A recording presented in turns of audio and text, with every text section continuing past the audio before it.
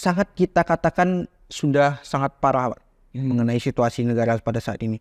Bahwasannya banyak sekali keluarga dari Presiden Jokowi yang menduduki posisi-posisi yang sangat sentral, kepala daerah, ketua Mahkamah Konstitusi kemarin, kemudian ada komisaris dan sebagainya macamnya. IKN dibangun pun ada masyarakat adat di sana, tanah-tanah masyarakat adat, ada tanah masyarakat lokal yang digusur secara paksa. Itu belum di-up oleh media loh secara lebih luas. Bahwasannya adanya konflik-konflik yang terjadi dalam membangun IKN ini. Kita sekarang ini bukan orde reformasi loh, tapi orde baru ke orde terbarukan gitu. Orde paling baru gitu. Kami akan berlanjut untuk khususnya mengawal pemilihan kepala daerah, wali kota kah, bupati kah, bahkan gubernur kah. Beberapa waktu yang lalu mahasiswa seluruh Indonesia melakukan gerakan yang cukup mengejutkan semua orang. Ada agenda apa hingga merata ke seluruh daerah melakukan aksi demo terkait dengan keputusan pemerintah yang dianggap terlalu berani dan terlalu berisiko untuk demokrasi bangsa Indonesia ke depannya. Namun kita juga perlu mempertanyakan apakah gerakan mahasiswa ini habis sampai di situ atau ada kelanjutannya. Untuk menjawab semua itu mungkin langsung saja kita berdiskusi dengan pentolan mahasiswa di Sumatera Selatan yang ikut langsung demo di tanggal 22 Agustus lalu.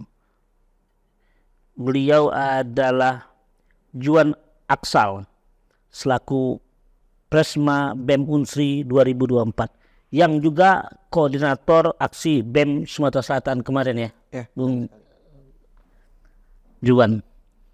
Langsung saja nih Juan, sebenarnya apa sih tujuan dari demo kemarin itu ke DPR? Mungkin sedikit cerita terkait aksi demonstrasi yang kami laksanakan pada hari Kamis tanggal 22 Agustus tahun 2024 kemarin.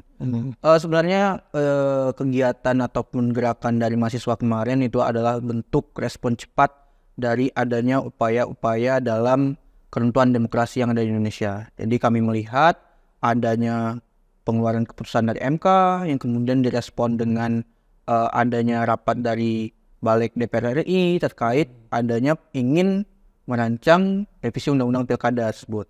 Dan kami di sana melihat adanya banyak sekali kejanggalan yang terjadi terhadap rancangan undang-undang tersebut. Adanya pembahasan yang kurang dari 7 jam. Dan juga beberapa keputusan yang sudah MK keluarkan itu tidak diakomodasi di dalam keputusan rancangan undang-undang yang sedang dibuat oleh DPR pada saat itu.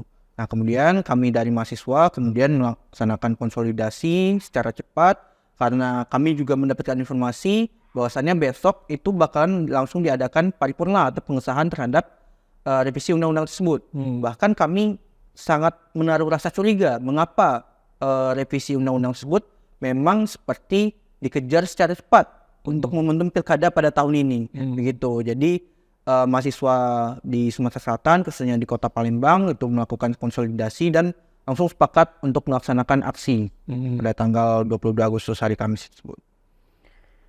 Itu kaitan dengan isi materinya ya? Betul. Jadi tentunya kami melihat bahwasannya ketika MK sudah mengeluarkan keputusan, yaitu keputusan MK nomor 60 dan 70 tahun 2024 tersebut, yang pertama mengenai ambang batas atau threshold, kemudian juga mengenai batas usia calon kepala daerah. Yang tentunya di sini kami melihat situasi bangsa Indonesia pada saat ini yang sedang di persimpangan kebingungan, yang tentunya arahnya bakalan dipilih dan ditentukan oleh momentum-momentum yang sangat krisis pada saat ini. Jadi kami mahasiswa sepakat bahwasannya keputusan MK adalah keputusan yang final dan mengikat, bahwasannya tidak ada upaya-upaya lain untuk menganulir keputusan tersebut, gitu. Ini keputusan atau manuver politik yang dilakukan anggota dewan juga banyak menilai mengarah ke satu orang. Betul. Kaisang kita sebut langsung. Emang seberapa seberapa besar pengaruh Kaisang itu menurut Joan Oke, mungkin menurut saya pribadi ya, dan mahasiswa lah? ya, oke, secara umum mungkin ya, karena kita sekarang ini sangat dipertontonkan dengan banyaknya upaya-upaya atau kelucuan yang sedang dijalankan oleh rezim pemerintahan saat ini. Adanya banyak upaya-upaya daripada peraturan-peraturan yang diubah, bahkan memudahkan salah satu orang yang sangat banyak kita indikasikan, yaitu anak dari presiden sendiri, untuk dengan mudah melenggang maju ke kursi kekuasaan. Itu yang banyak sekali kita dipertontonkan dengan penyelenggaraan negara yang diatur sedemikian rupa untuk mempertahankan kekuasaan. Emang umur 30 tahun sudah cocok apa jadi pemimpin? Ya, kalau kita berbicara mengenai umur untuk menjadi seorang pemimpin, itu sebenarnya umur bukanlah suatu takaran untuk layak atau tidaknya menjadi seorang pemimpin. Karena menurut saya menjadi seorang pemimpin adalah berbicara mengenai apa yang sudah dilakukannya, pengalamannya, bagaimana dia berprogres, bagaimana cara dia belajar hingga dia mencapai titik matangnya. Kita nggak tahu titik matang seseorang itu di usia berapa. Ada yang di usia 40, ada di usia 35, bahkan ada yang di usia 25 tahun pun sudah matang gitu. Jadi kalau berbicara mengenai usia 30 tahun, itu kita nggak bisa mematok secara umum bahwasannya 30 itu sudah layak ataupun tidak. Tapi secara garis besar kita ingin menyatakan bahwasannya 30 tahun adalah titik di mana orang-orang sudah bisa mengambil pengalamannya semasa muda, dan mungkin 30 tahun adalah cocok sudah untuk mulai ke tingkat yang lebih lanjut, yaitu menjadi seorang kepala daerah begitu. Kepala daerah ya. Emang Kaisang cocok nggak? Oke, kalau berbicara mengenai sosok Kaisangnya sendiri ya Pak ya, karena ini mungkin opini pribadi saya dan menilai Mas Kaisangnya sendiri, kita lihat bahwasannya Mas Kaisang ini lebih banyak terjun di dunia bisnis pada sebelumnya. Dia banyak berkecimpung di bidang kemarin ada usaha sang pisang ya. Nah, kita tidak melihat banyaknya Mas Kaisang ini berjalan mengenai pembelajarannya mengenai bagaimana tata kelola negara, bagaimana dia bergerak di dunia kepemudaan dan sebagainya macamnya. Belum banyak terdengar mengenai hal tersebut.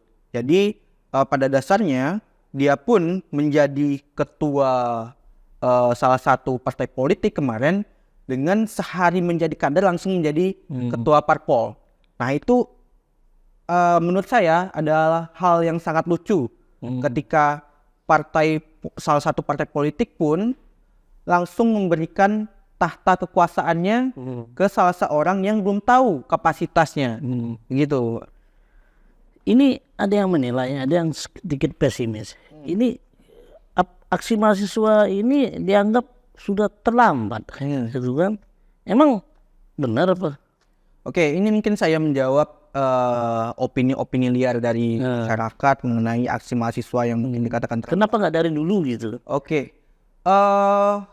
adanya permasalahan ini dapat kita katakan dari adanya keluarnya keputusan MK saat itu, yang kemudian direspon oleh DPR RI. Kemudian kami mahasiswa melakukan konsolidasi setelah adanya agenda dari DPR RI ingin melakukan revisi undang-undang tersebut. Kami melakukan konsolidasi dalam semalam dan persiapannya pun sangat minim.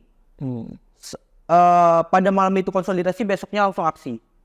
Itu adalah suatu bentuk bagaimana kami merespon isu ini yang sangat-sangat kami rasakan sebagai isu yang sangat urgent untuk melakukan aksi gitu. Kalau dikatakan terlambat, bagaimana caranya kami dalam semalam melakukan konsolidasi dan besoknya langsung melakukan aksi begitu. Gitu Pak. Ya kenapa nggak harus, kan ada isu-isu besar lainnya kemarin kok baru sekarang gitu. Itu pertanyaan mereka juga. Oke, terkait apa saja yang sudah dilakukan sebelumnya, tentunya isu-isu yang selalu dibawa oleh setiap mahasiswa biasanya berbeda-beda. Jadi ada yang merasakan isu ini urgen, ada yang ini biasa saja, dan setiap gerakan mahasiswa biasanya itu punya isu strategisnya masing-masing. Namun ketika ada yang memang fokus terhadap isu ini, ada apa sih Pak yang fokus terhadap isu pemilihan kepala daerah dan sebagainya macamnya. Tapi tidak dengan skala besar karena terpisah-pisah tadi, terpolaritas tadi. Namun dengan adanya momentum kemarin itu sebenarnya tidak hanya mahasiswa sebagai mahasiswa yang harus terjun terhadap mengawal isu tersebut. Bahkan banyaknya mahasiswa-mahasiswa yang apatis itu bahkan sudah langsung ini salah nih. Langsung merespon hal tersebut dengan kegelisahan dan kemarahan. Jadi tidak perlu kita berbicara mengenai harus paham politik, harus paham hukum untuk mengawal isu tersebut. Bahkan menjadi seorang warga negara yang biasa saja yang nantinya akan mengikuti yang namanya pesta demokrasi tersebut seharusnya merasakan keresahan yang sama. Gitu Pak. Ini penggerakan dari mahasiswa udah selesai tuh belum? Oke, kalau berbicara mengenai pergerakan mahasiswa Setelah demo ini kan kalau untuk pergerakan itu tidak ada pernah kata selesai Pak. Karena dari dulu kalau kita membuka sejarah lebih sedikit membuka sejarah bahwasannya adanya gerakan Budi Utomo pada tahun sebelum kemerdekaan, kemudian dilanjutkan dengan adanya Persatuan Seluruh Pemuda Indonesia yang kristal dalam Sumpah Pemuda, kemudian adanya gerakan pemuda dalam menculik Bung Karno untuk mendesak memproklamirkan kemerdekaan Indonesia. Kemudian kita lihat lagi pada tahun 98 adanya gerakan mahasiswa dan pemudaan untuk menurunkan rezim yang otoriter. Pada tahun ini kita kembali bergelora bahwasannya gerakan pemuda itu tidak pernah ada kata selesai Pak. Itulah bagaimana caranya mahasiswa dan pemuda memaknai yang namanya kemerdekaan. Agenda selanjutnya apa nih setelah ini? Banyak sekali agenda selanjutnya kalau berbicara tentang agenda, kalau khususnya. Nggak, ini kelanjutan dari demo ini masih ada nggak? Akan terus bergerak nih mahasiswa nih. Oke, kalau khususnya mengenai masalah setelah ini MK ini Pak ya, melalui konsolidasi yang sudah dilakukan kemarin bersama kawan-kawan BEM Sumatera Selatan juga, bahwasannya kami mencukupkan untuk mengawal isu yang namanya keputusan MK tersebut dengan mengawal dalam bentuk demonstrasi.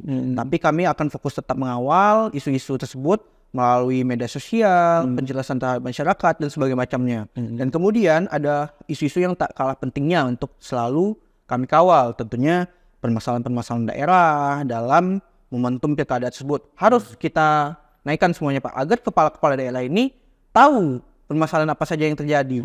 Kemudian adanya banyak sekali rancangan undang-undang yang bakalan dikejar hingga akhir tahun ini, seperti rancangan undang-undang TNI Polri, perampasan aset, dan sebagainya macamnya yang perlu kita kawal bersama-sama. Ini pandangan mahasiswa juga, pandangan anak muda juga bahwa dinilai mendekati akhir kekuasaannya Jokowi dinilai dalam tanda kutip agak lain. Itu agak lain. Dari pandangan sendiri gimana melihat sosok Jokowi? Apakah memang sesuai dengan representatifnya pemimpin bangsa atau gimana lah pandangannya? Oke, kalau berbicara mengenai Presiden Jokowi dan tanda kutip ya, kalau dari saya pribadi menilai Presiden Jokowi memang sudah melaksanakan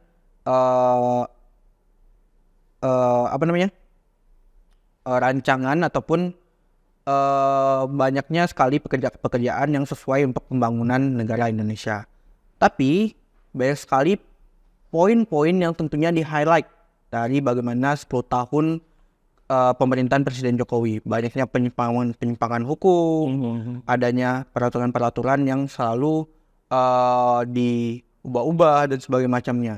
Dan kami itu sepakat melabeli Presiden Jokowi ini, kalau kita tahu bahwasannya dulu ada Orde Baru dan kita rebut dengan Orde Reformasi, sekarang kita merasa Orde Reformasi itu sudah mati. Dan kami melakukan tagline dengan Orde Reformati, gitu Pak. Bahwasannya Orde Reformasi sekarang itu sudah menjadi Orde Terbaru. Kalau dulu ada Orde Baru, sekarang Orde Terbaru. Orde Terbaru. Orde Terbaru. Bahwasannya ini masih mirip dengan yang namanya Orde Baru kemarin. Apa gunanya kita berbicara mengenai reformasi dan sebagainya macamnya kalau masih tatanan negaranya seperti Orde Baru kemarin? Gitu. Bahkan kita bisa lebih katakan lebih parah lagi daripada Orde Baru kemarin gitu. Makanya kami menjuluki pada saat ini adanya Orde Reformati. Reformati. Bukan reformasi ya. Bukan reformasi lagi, orde reformati. Ini menarik nih reformati. Iya. Matinya di mana sekarang melihat dari mahasiswa? Dari politik, dari ekonomi, dan dari mana saja coba? Oke, kalau kita berbicara mengenai suatu hal yang dekat saja, Pak ya. Upaya dalam menjenggal atau menganulir keputusan MK ini, kalau kita bawa yang terdekat aja ini. Itu adalah upaya dalam mempermudah atau melanggengkan koalisi yang sekarang sedang sangat kuat, yaitu Koalisi Indonesia Maju, untuk mudah melanggengkan kader-kadernya menjadi menduduki kursi kekuasaan. Itu yang pertama. Dan kedua, adanya kita kalau berpacu terhadap revisi undang-undang yang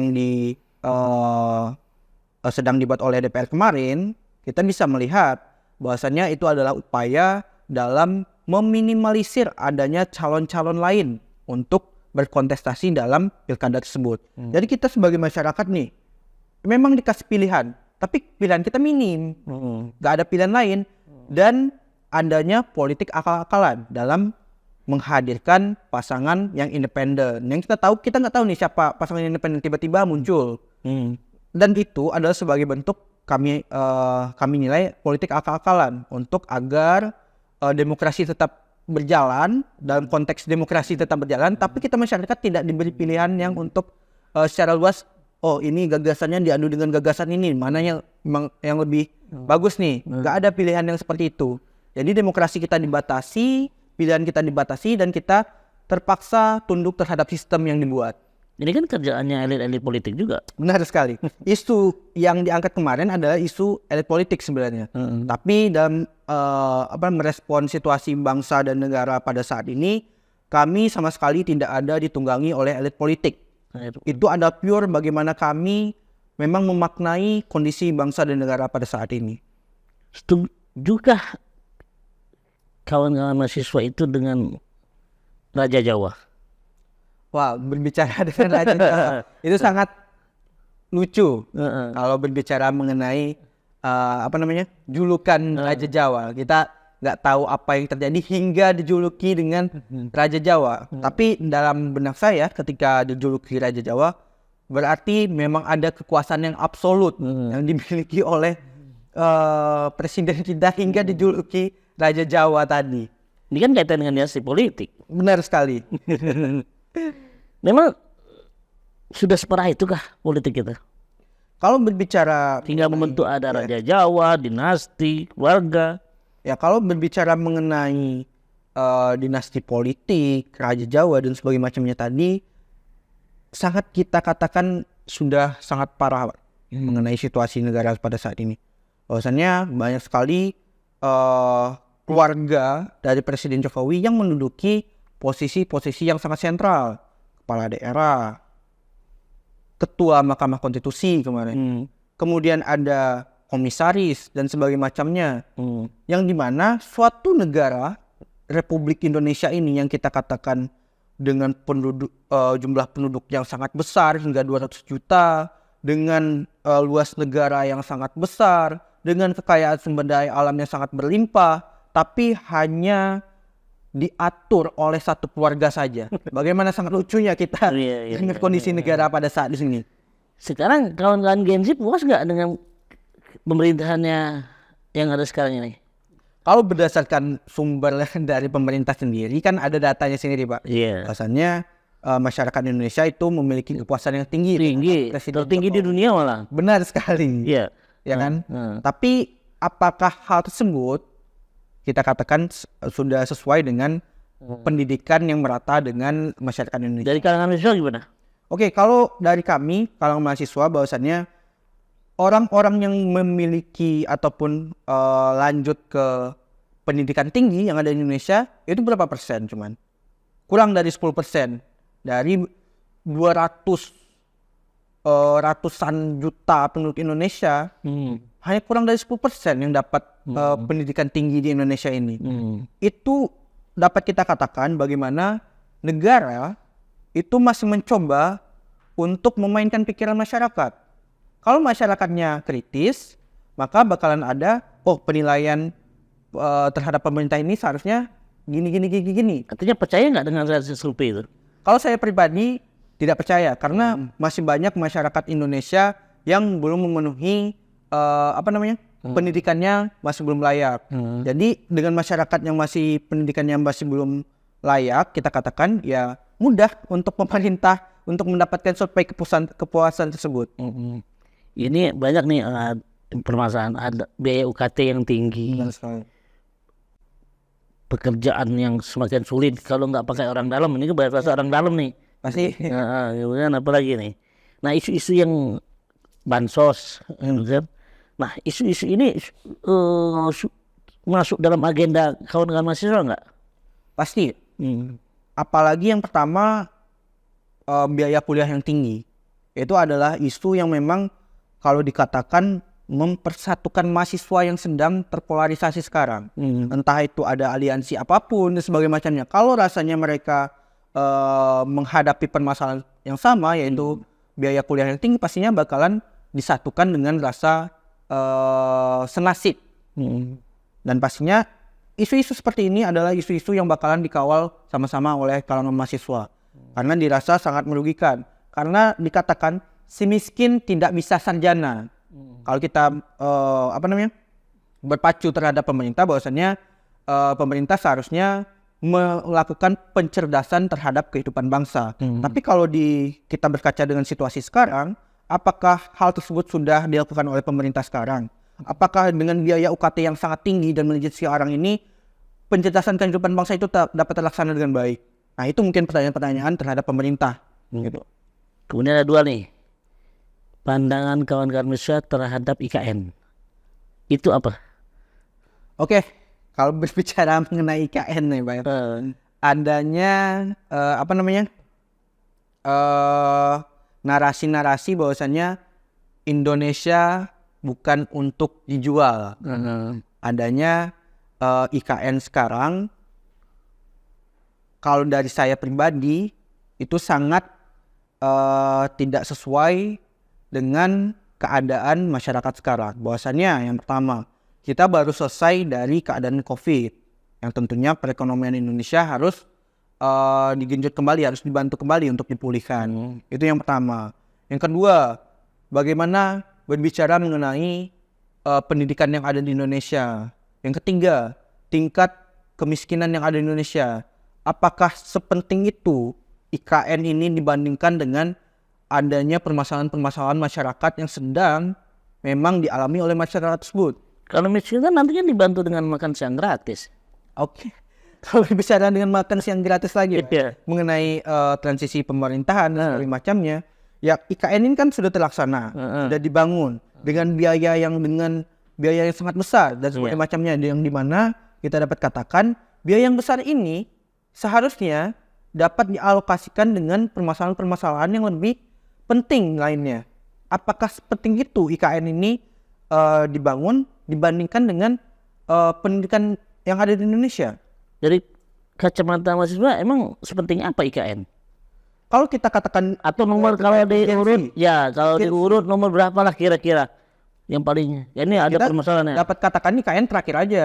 Terakhir aja kita katakan. Dari berapa? Dari 100 atau dari 100? Dari 100 ya? 100. IKN tuh urutan 100 saja. Gitu kan? Karena urgensinya nggak terlalu kita rasakan. Yang satu apa nih yang satu kalau daripada Kita bisa katakan mengenai isu pendidikan, isu kemiskinan yang ada di Indonesia, kesejahteraan masyarakat.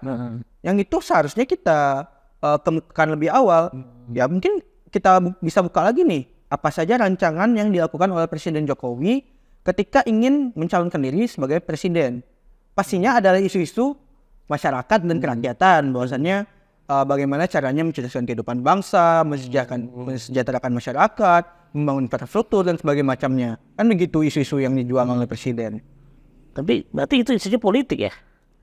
Artinya IKN ini kebijakan politik aja? Ya, yang kita nilai sekarang bahwasannya IKN sekarang dibangun, siapa yang merasakan?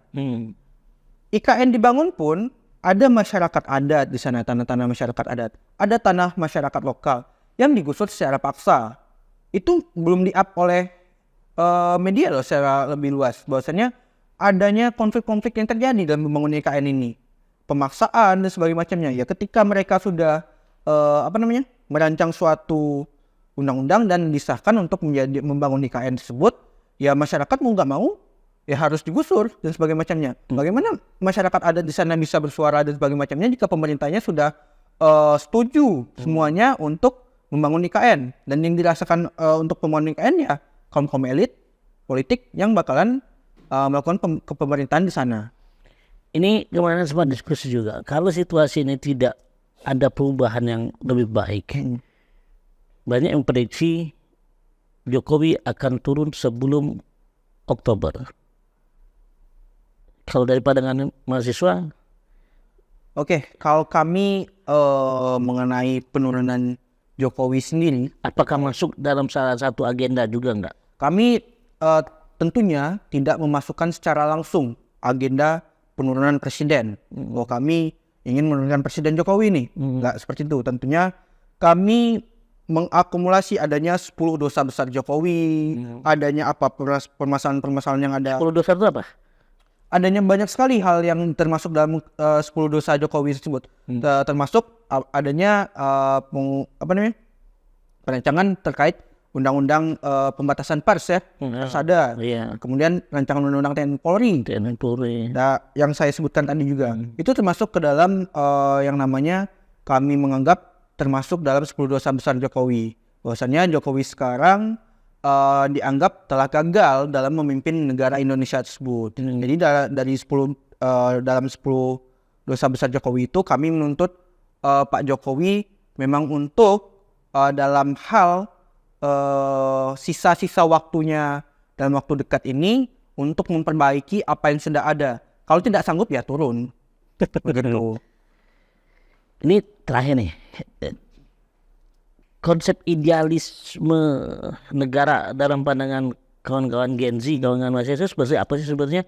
Kalau reformasi kan kemarin kan korupsi, kolusi dan nepotisme nih. Nah ini apa nih dalam idealnya kawan-kawan Gen Z, kawan-kawan mahasiswa nih? Sebenarnya kalau dari pemikiran saya pribadi, bahwasannya konsep reformasi sendiri pada saat ini itu sudah jauh dari apa yang kita cita-citakan sebagai reformasi tadi. Adanya korupsi, kolusi dan nepotisme itu bahkan sudah lebih masif dari sebelumnya. Kalau dulu kita melihat bahwasannya KKN ini terjadi di tingkat pusat atau di sentral saja, sekarang sudah menyamur di berbagai daerah, hingga di pelosok daerah pun sudah ada adanya yang namanya korupsi, bahkan tingkat desa ada, kolusi ada, nepotisme ada gitu. Jadi adanya upaya-upaya tentunya dari kami mahasiswa ingin mengubah yang namanya format reformasi ini kembali sesuai dengan adanya cita-cita reformasi tersebut. Jadi kami ingin benar-benar memaknai reformasi ini sebagai bentuk perjuangan mahasiswa untuk meraih yang namanya benar-benar cita-cita reformasi tersebut. Orde apa namanya nanti kalau pengen tadi? Kalau kita berbicara mengenai Kalau kemarin tadi orde baru, ada reformasi. ya benar. Dari mahasiswa apa? Kalau untuk tagline ordenya ya, kami sebenarnya bukan berbicara mengenai permasalahan nama ordenya, tapi bagaimana caranya memang mengubah format reformasi yang sebenarnya kita cita-citakan kemarin itu dapat terlaksana di orde reformasi pada saat ini. Restruktural reformasinya kami inginkan gitu. Ada namanya nggak kira-kira ini? Kalau sekarang belum ada. Belum ada ya. Bukan yang terbarukan tadi apa?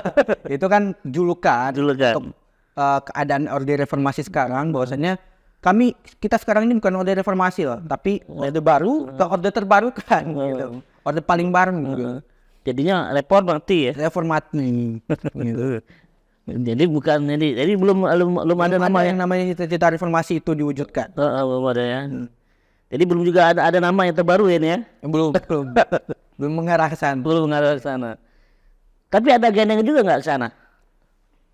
Kalau sejauh ini pastinya fokus dari kawan-kawan mahasiswa lah seluruh Indonesia. Belum ada pembahasan mengenai tersebut. Belum ada ya. Untuk pengubahan format nama dan sebagainya belum ada. Belum ada sampai sekarang. Agenda sekarang apa yang lagi update ini? Kemarin kita ada diskusi tadi lagi fokus membebaskan kawan-kawan mahasiswa gitu.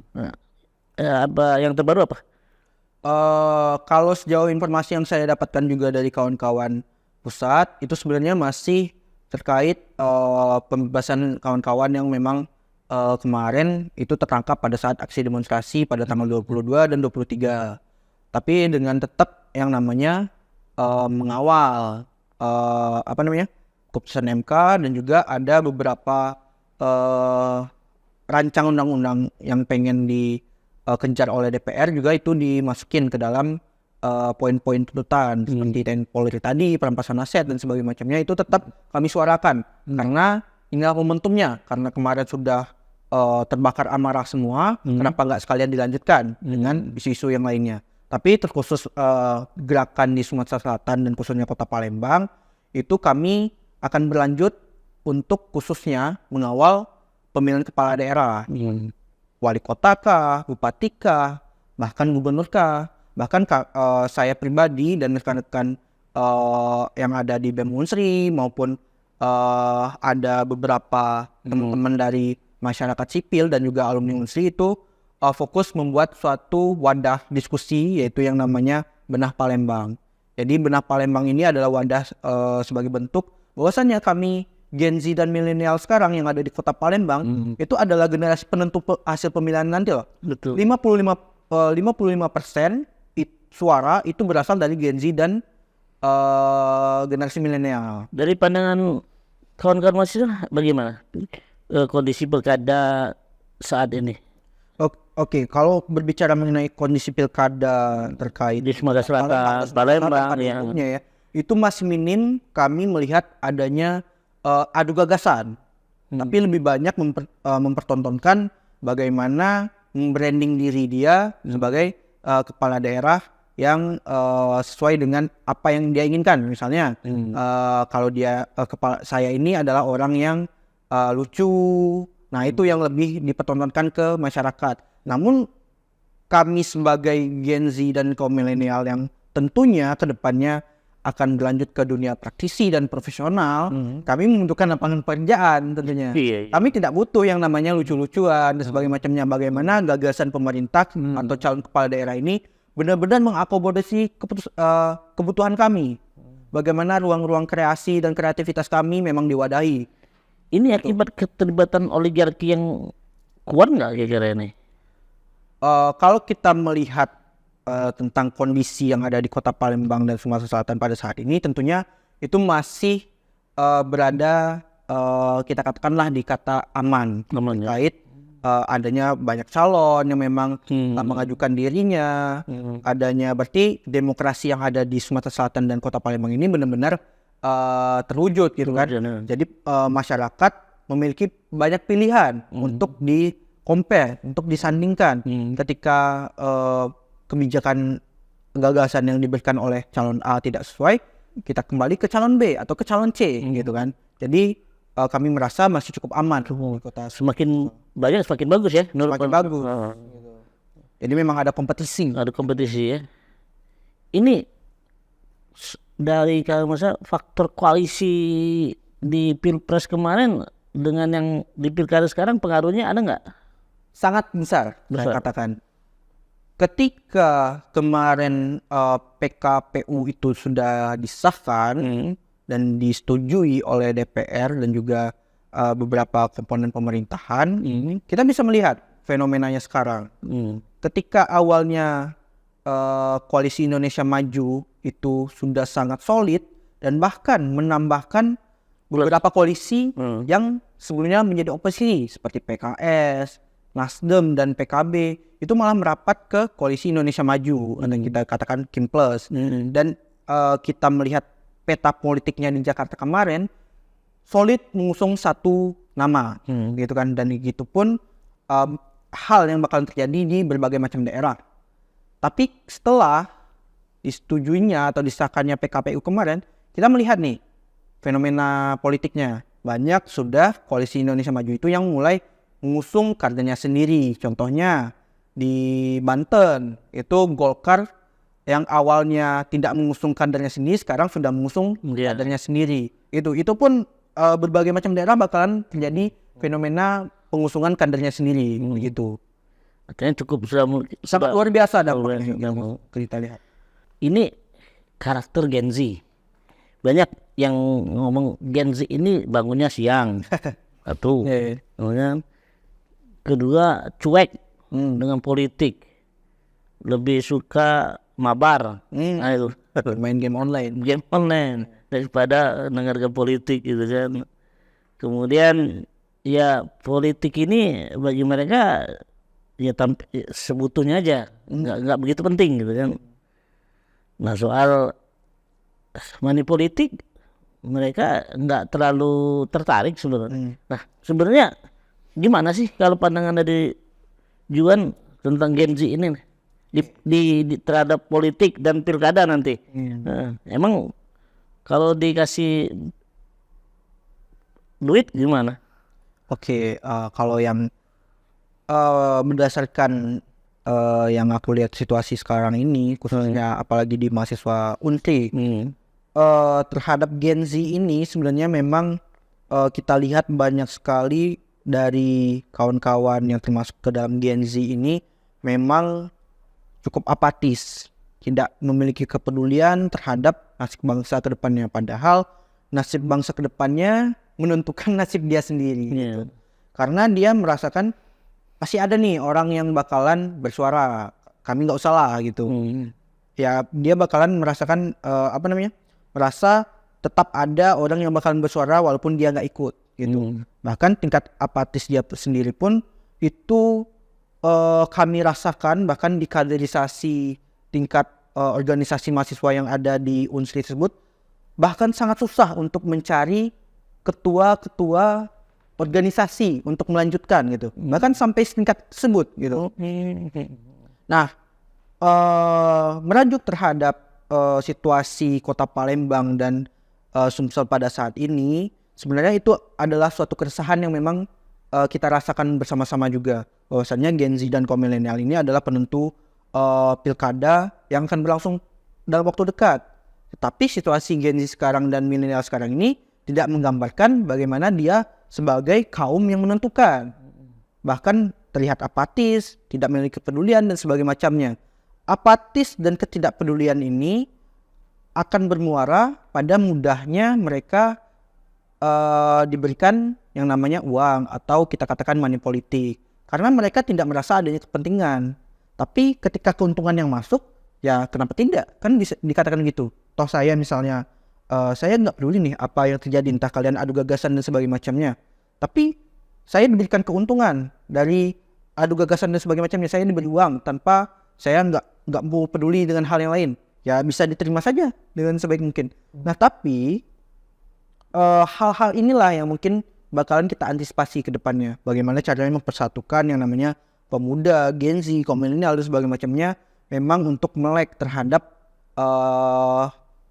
keadaan politik yang ada di daerah masing-masing. Itulah kami menghadirkan yang namanya wadah benah Palembang, khususnya di Kota Palembang untuk meningkatkan kesadaran politik dari kawan-kawan yang bakalan terjun terhadap pesta demokrasi nanti. Kita adu gagasan untuk para calon pemimpin nanti. Kita kuliti segala gagasannya. Gimana caranya mengakomodasi aspirasi dari kawan-kawan semua. Kita berikan nantinya kepada para calon kepala daerah ini. Begitu sebenarnya, Pak. Baik, mungkin closing statement lah ke pemirsa.